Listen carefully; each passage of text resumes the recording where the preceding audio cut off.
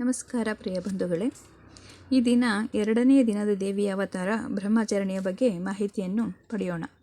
ಬ್ರಹ್ಮಚಾರಿಣಿ ದೇವಿ ಶಾಂತಿ, ತಪಸ್ಸು, ತ್ಯಾಗ ಮತ್ತು ಜ್ಞಾನವನ್ನು ಪ್ರತಿನಿಧಿಸುತ್ತಾಳೆ.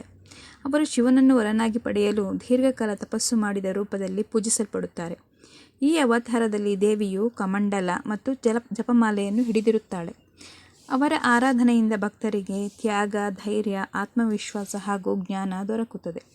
ಆಧ್ಯಾತ್ಮಿಕ ಸಾಧಕರಿಗೆ, ವಿದ್ಯಾರ್ಥಿಗಳಿಗೆ ಮತ್ತು ಧ್ಯಾನ ಮಾಡುವವರಿಗೆ ಈ ದೇವಿಯ ಆರಾಧನೆ ಬಹಳ ಶ್ರೇಷ್ಠವಾಗಿರುತ್ತದೆ.